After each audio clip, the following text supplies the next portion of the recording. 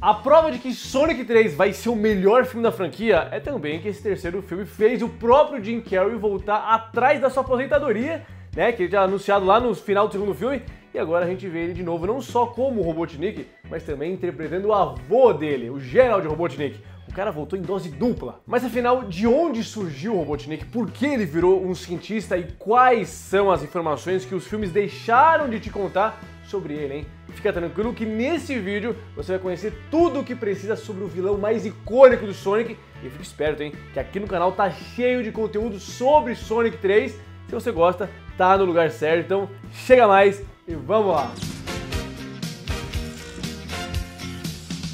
Eu sou João Ricardo, seja mais do que bem-vindo a Raio Filmes e bora aí conhecer mais sobre o grande Dr. Robotnik. O cientista bigodudo teve seu nascimento lá em 1990, depois que a SEGA, a empresa que deu vida à franquia do Sonic, pediu para sua equipe de criação desenvolver um personagem que eles usariam para ser o ícone da empresa, né? O mascote da empresa, tipo como o Mario para Nintendo, né? E entre os primeiros esboços, dois deles tiveram bastante destaque. Um era um coelho azul de orelhas compridas e o outro era um homem com um corpo em formato de um ovo. Tinha óculos de cientista e um grande bigode. O personagem escolhido para ser a cara da SEGA acabou sendo o coelho azul, que mais tarde sofreu alterações e virou o Sonic que a gente já conhece. Mas isso eu te conto nesse vídeo sobre a história completa do Sonic, depois fica aqui, tá? Bom, o design daquele bigodão, daquele cara em formato de ovo, ficou tão bom que eles decidiram que caberia um espaço para ele na história.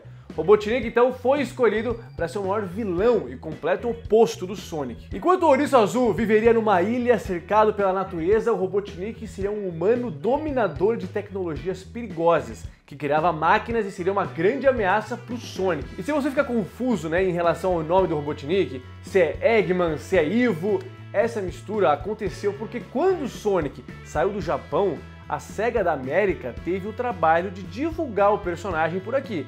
E eles alteraram o nome original do Eggman, né, que se referia à sua similaridade com um ovo.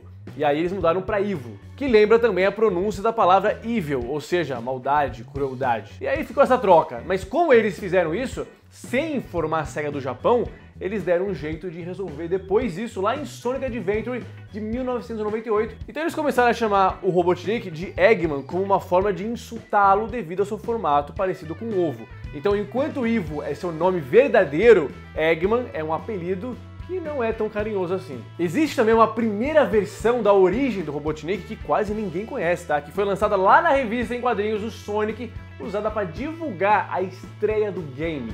E nessa história, o Robotnik, na verdade, era um cientista com boas intenções, chamado Ove Quintobor, que construiu uma máquina capaz de absorver a maldade do planeta e deixar essa maldade presa nessa máquina. O cara era genial, ele era do bem, e com isso ele planejava destruir a máquina depois, né?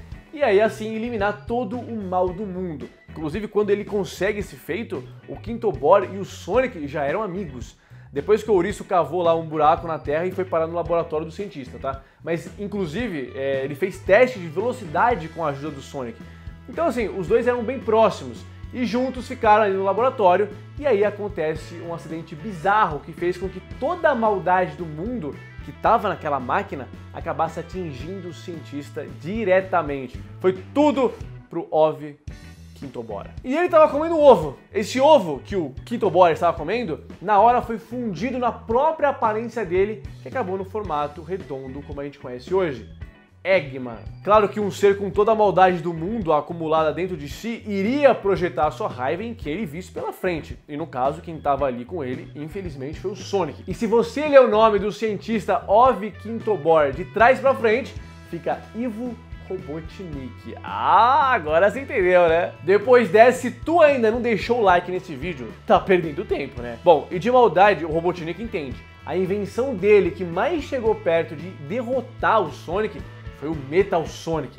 Essa cópia robótica do Ouriço acompanhava a velocidade e agilidade do Sonic, fazendo ele ter que superar a si mesmo quando ele estava sendo perseguido. E mesmo que ele tenha perdido, né, o Metal Sonic perdeu a batalha contra o seu rival de carne e osso, o o Metal Sonic nunca é deixado para trás pelo Robotnik, que constantemente o reconstrói fazendo algumas modificações. E na boa, hein, Relâmpago? Que o Sonic é veloz, você já tá cansado de saber. Só que mais veloz que ele é a velocidade do teu dedo até o like, né? Pô, assim eu continuo te trazendo vídeos dos seus filmes favoritos, dos seus personagens preferidos. E se inscreve aqui, tá? Que tá tendo uma enchente de vídeos sobre o Sonic 3 aqui na Raio Filme. Então se você não é inscrito ainda, se inscreve aí, é de graça. Tamo junto. Ainda falando sobre a aparência do doutor, você não acha que ele lembra um pouco assim um outro personagem bem famoso? Aquela roupa vermelha, o bigodão. Se reparar bem, o Robotnik tem alguns traços semelhantes ao do Mario Bros, concorrente direto do Sonic. Mesmo assim, a SEGA jura de pé junto que isso não passou de uma coincidência, tá? Que nada tenha sido intencional. Mas o que tu acha, hein, Relâmpago? Teria aí sido um modo da SEGA passar uma mensagem subliminar dizendo que o Mario do mal sempre perderia pro Sonic? Bom, a parceria do Robotnik com o Metal Sonic trouxe aí várias consequências para ele, já que numa dessas ele foi traído pelo robô, que se aproveitou das tecnologias do cientista para dominar o mundo por conta própria, hein? Conta própria. Conta própria.